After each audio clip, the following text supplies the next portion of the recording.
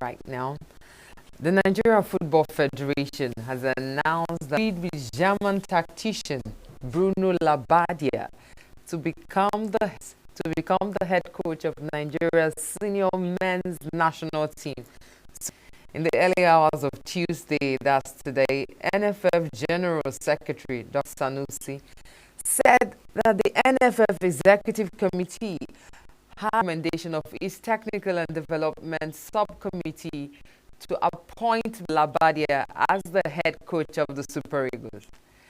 The appointment is with, you recall that we just had Fini the judge and they were back and forth, people throwing tantrums. Well, I'm not just going to do this discussion to bring us to speed as to who Bruno Labadia is. I have just, he stays in Abuja and he's to give us updates on. Good morning.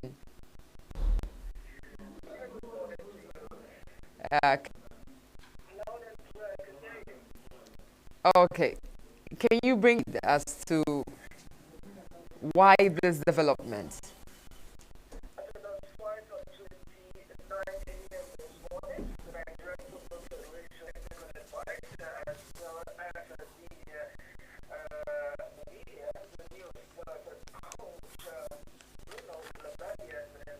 Appointed for the Super Eagles after 7 weeks of waiting as their first game against the Benin Republic for the 2025 African Cup of Nations going down earlier next month at the Gospel at Baguio Stadium right here in Nine. And despite Coach Labadia being named by the NFL, comes as a huge shock, being the sense that the coach has no coaching experience with any national team until he was the coach of VSB Stuttgart in the German Bundesliga. In fact, just 4 months after he was in December 2022, there was Stuttgart until April 2023 until when he was sacked, and again by the same club, and he had been the coach of the club, became the coach of Nigeria, and that makes him the 37th coach of the.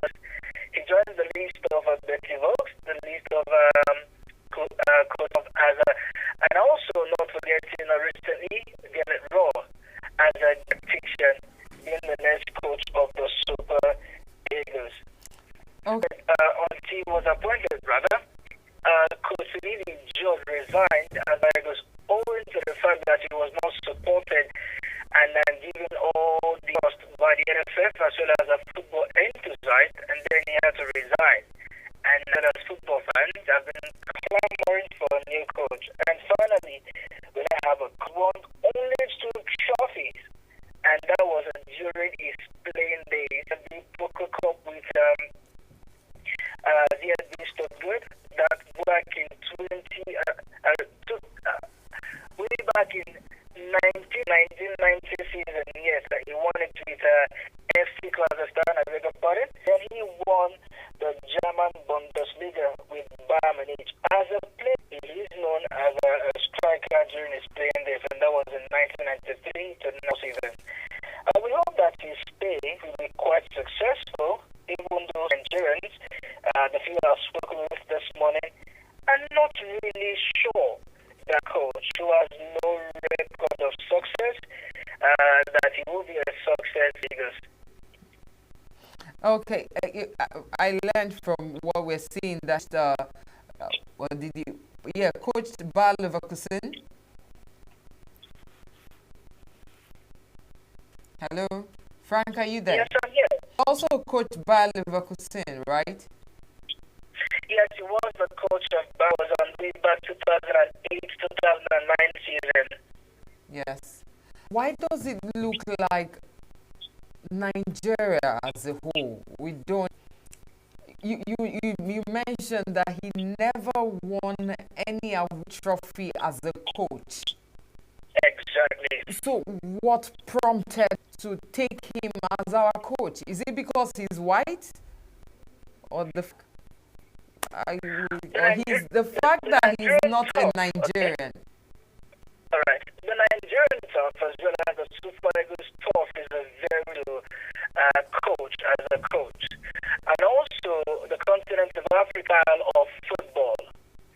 Ever since the NFF in their glory that a foreign coach will do the job for the Super Eagles, owing to the fact the players we have are 100% foreign based.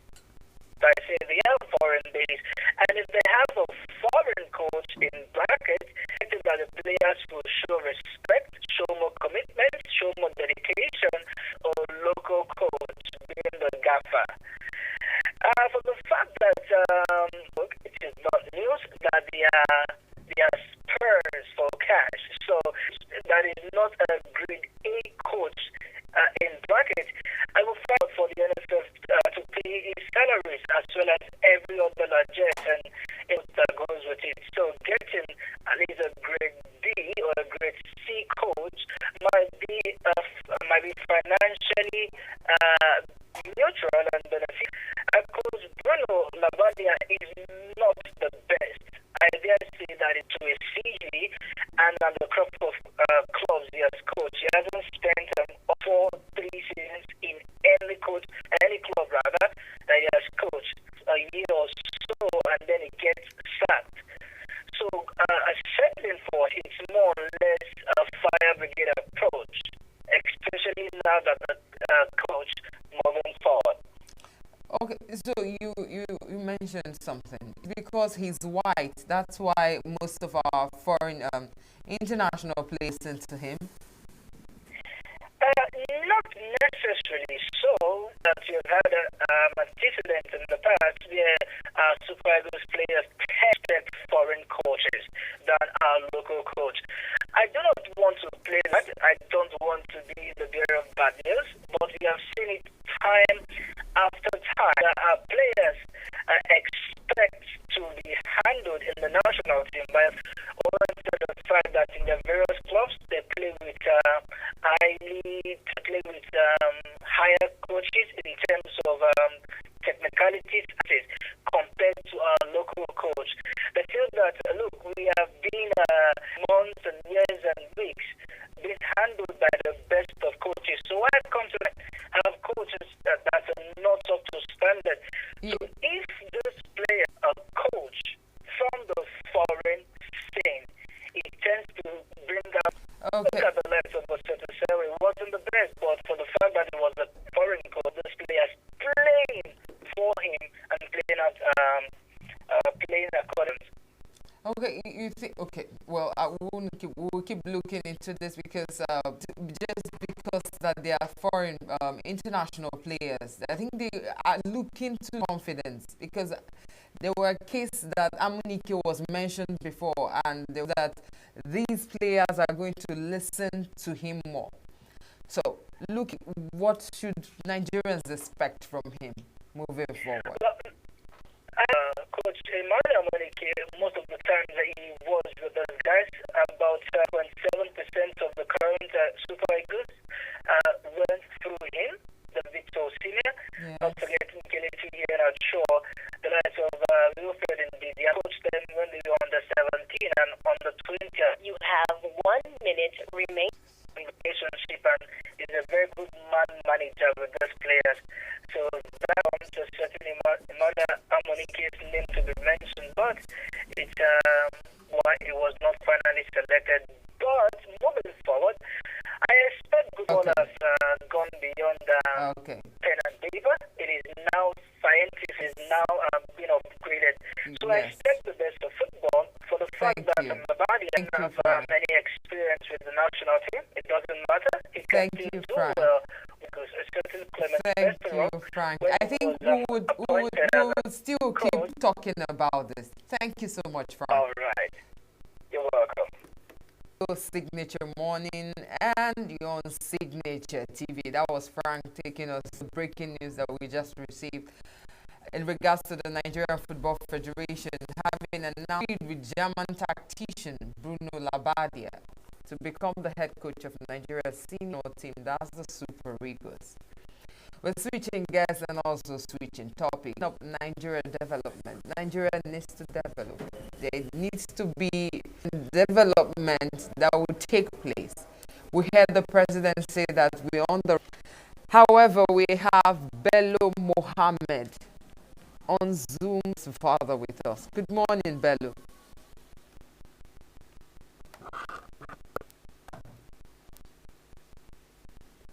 Can you hear me? Good morning. Can you hear me? Yes, I can, loud and clear. Yeah. How Thank are you you, so sir? much. Yeah, I'm very good and fine. Okay, with the recent hardship and hunger, Nigerians, in fact, I think Nigeria in particular, country is crying before you talk about the citizens. Nigeria's been crying that there is hunger and hardship. Steps. What do we? How can we speed up Nigeria's development? Yeah, thank you for this important and timely topic. I think nature of economy and what characterizes the economy. I think this is a very challenge. Say over the years, Nigeria has made very significant stride in its development, as it stands as the fourth largest, economy in Africa, Egypt and Algeria. But then we've seen growth, in infrastructure development, economic growth, GDP growth rate, and all. But then, talking about economic development, it's not just about, impressive rate, increasing GDP, and some other economic metrics. So while this, it doesn't tell the full story of the nation's development. Through economic development, these numbers, and it is seen in, improve quality of life, communities, and human capital development. So Okay. beyond this, yeah, Yeah, I'm listening. We're listening. yeah. So looking beyond this, like human development, inclusive growth, sustainability, and institutional. So we recently, I think, just day before yesterday, we got the NBS star regarding economic growth. The economic growth shows an impressive growth of about 6-8%, sorry, compared to the last quarter of 20 as Q2. So, and we've seen, impressive growth in, the sectoral country. Yeah, so, but then what is practical is saying otherwise. For example, we have the labor productivity in Nigeria, since 2020. So, and the other countries, in Africa, for example, South Africa, you see that they are way ahead of us in terms of labor productivity and really translate to economic development. I want to put this first. Do you think that what the president's true when he said that we are on the right path? Yeah, I will agree with him to some extent, saying the right part, because before we see economic development, you just have to be patient for some times, and then given the current development, for example, the economic growth, growing, so we can say that, yeah, but then we need to do more on that. So, for example, nation, spiking inflation rate, food inflation, reaching 40.87% last month. We have rural inflation, urban, everything at inflation. So before this, before we see the real development, see a kind of decline in this inflation rate, because this is what, for example, we cannot come and be talking about economic growth to Nigeria. What he knows is how much is a bag of rice, how much is a mood of beans. This is what he knows. So you cannot go there and economic growth has increased by 0.68% and all. So he has the real growth, or let me say development rather. For example, income in the market, prices have dropped, or maybe let's say improved. Yeah, he went to the hospital and his bills are not as high as it is now. So I would say the administration, even though they are trying, but they still have to do much. Okay, what do you think are the short term and the goals for Nigeria development? And how can Nigeria diversify it to reduce the dependency, over dependency on oil? Yes, I think our short-term, goal should be a kind of level productivity, first, and this will come as a result of complete, educational reform. If you look at our education sector, it is, it is at its worst. So let me use this word. We need to reform the system totally. Is our curriculum meeting up with the industry need? Because if you go out, I was privileged to engage in a kind of data collection where we three leaders and some, graduate. So the story is that the graduate are not even capable of meeting with the industry needs because the industry demand as it regards skills and some other necessary things that is required workforce. So, but then as a graduate, it is expected that okay, as a graduate you have, but then the the story is otherwise. Reform our education system and then make sure that its graduates have the market relevant. Additionally, you can adopt technology. They should look at providing support to SMEs, that's small and medium enterprise businesses, because these small and medium businesses are what drives the economy. We cannot just real sector, we have the private sector. And then the business environment recently has been very, for example, the inflation rate that characterizes the high exchange rate volatility that characterizes the economy, and then the high policy rate also by the central bank, which so many of these businesses high, interest rate, which makes it very difficult for them to, borrow. So most of these businesses have been suffering. So I think a critical area that the administration has to look at to provide an enabling business environment for our SMEs, for the economy to thrive. Okay, the most effective strategies for attracting foreign investors and also creating jobs.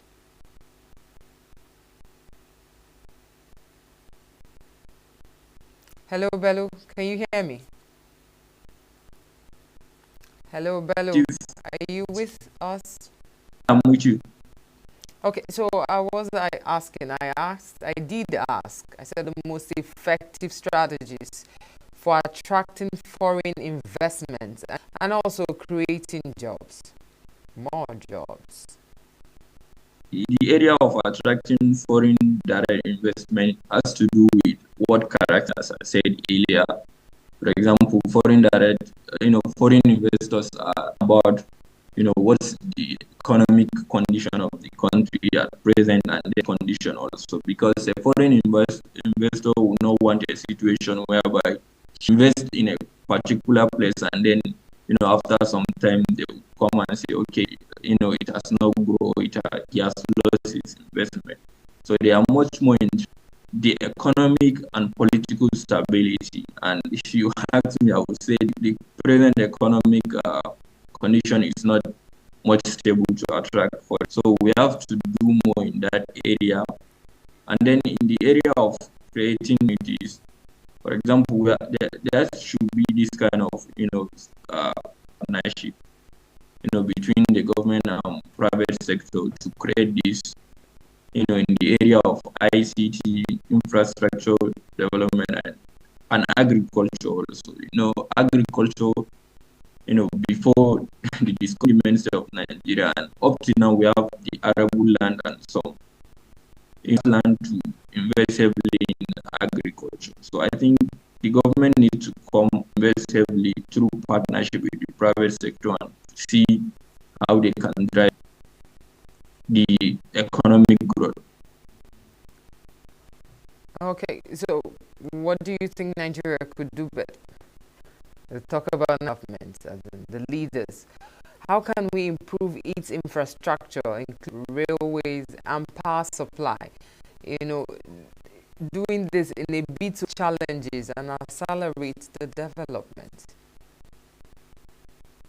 You see, one thing with policy is, policy has to be specific. If you are presenting policy, we have to say objective of this policy, and then there should be a kind of mid-term and long-term objective. So investing in this, you cannot just say, okay, we are building the objective of building this infrastructure. Okay, the objective is to facilitate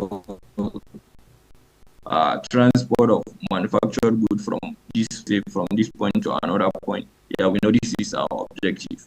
So how do we intend to measure? I think these are some of the things that the government needs to focus on when coming up with these policies, mid-term objective and then long-term objective. And then this objective should not just say, okay, they have given out, we have had, news about being, ongoing since the last administration, and up to now this contract have not been completed. So issues like this, monitoring of this, contract and policies, I don't think it is going to yield the end result. So, and then secondly, this issue of institutional, we have this issue of, weak governance that is need to upgrade and make our institutions very strong. Uphold the fight issues that has to do with corruption and ensure that, good governance. This is the backbone of sustainable development, if I'll put it this way. Okay. Do you think power sector or the power supply mechanism of Nigeria is your opinion? Yeah, recently I think I've seen improvement.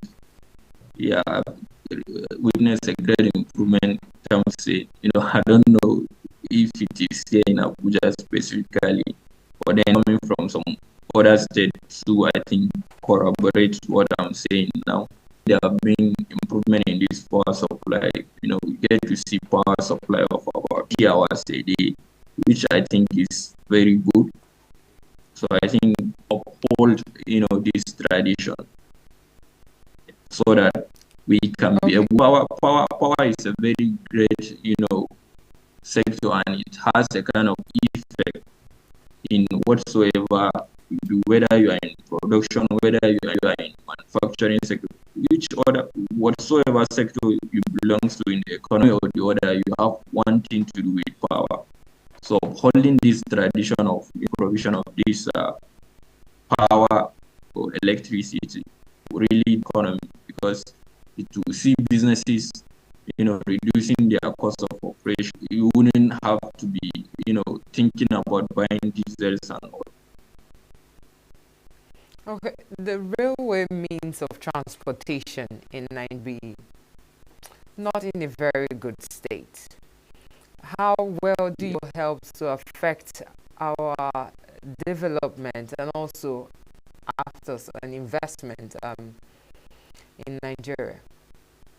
Yeah, in great extent, if you ask me, because rail transportation is a great means of transportation. For example, recently we've seen supply chain in Nigeria as it regards to agriculture and some, sectors of the economy. For example, Nigeria, we're supposed to, whereby we have a kind of trend that cut across almost every state, country, in the sense that farmers, for example, those that are in the agri sector, for farmers specifically, for example, if you have farmers in Kaduna, or let's say in Zamfara, they will be able to transport their goods, hasslessly transportation system. Because, for example, if you take a look at the cost of, now you are a farmer, you are farming rice, or you are farming beans and all. If you take cost that it will cost you, for example, transporting from, this, product to the market, and if you top it on, you've spent, producing those, product, before you know it, at a very high price, and then person buying goods, okay, price of goods are higher. Or so, but if you have this system in place, I believe it is going to be relatively cheap compared to what we are having now. Trailers and cars, complex to another. So it will ease the supply chain.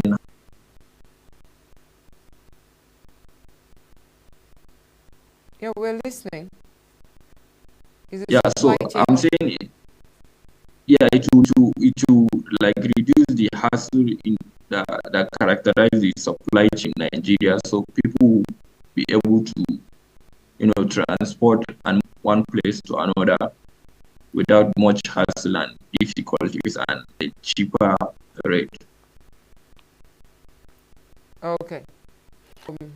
With regards to this development, do you think that the president, with the ministers and the NASA's National Assembly, do you think they are working in tandem, or there is some form of discordance, hinder, or not inhibits the development in the near future?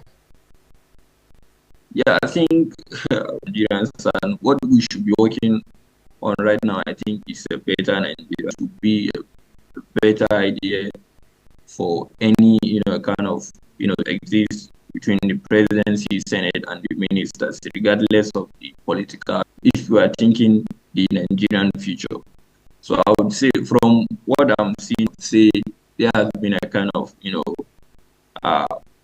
cooperation between the president, the House of Assembly, and even so I've not seen any kind of disparity between them, and this kind of cooperation is what will move the country forward, because the president may have still policies that he needs to pass project and all, so he cannot do it alone. Yeah, he has to present this to the House of Reps and all. So if there is this collaboration, Nigeria will witness a very great Nigeria in the future. Okay, what role, or in what role do you think that the youth of the nation should play in improving or enhancing the development of the country, and also improving? What role do you think, or what role should the youth play in this regard? Yeah, so youths are the always backbone of the society, and if you look at most of developed societies, their youth play a great role toward their development. And the issue we have in Nigeria is in the inclusiveness. We have to see a Nigeria whereby youth are being in almost all the processes. They have to take the youth along, because this, let me put it this way, they have been sidelined, thinking that okay, they are young, they are the future of Nigeria. So putting them into the processes or taking them along in the decision-making process will breed a better youth for Nigeria. So the youth today is seeing that okay, the ministers, all the ministers are, a kind of reshuffled, because they are all people if are put in reshuffled after every administration. We see many senators that have been in the Senate for about 10 years becoming ministers. We see ministers that have been, in position for about 4 years, because the same kind of system, we are just repeating almost the same thing with fresh ideas. We really need to move the country forward. So I would say have a very great role to play in the economy, but then they have been, included in the decision-making processes, policy-making processes of the country. Thank you so much, Ahmed. It was really insightful to have you on today's project. Thank you so much, and thank you so much. Okay. For the Okay. Thank you so much. This is still Signature Morning on Signature. Don't forget to join us on YouTube at Signature TV. We're also on Instagram, TikTok, and Facebook at Signature TV Official. I also remind us that we are live for Signature Morning on Facebook. It's Signature Morning. We go for Signature Finance. Right.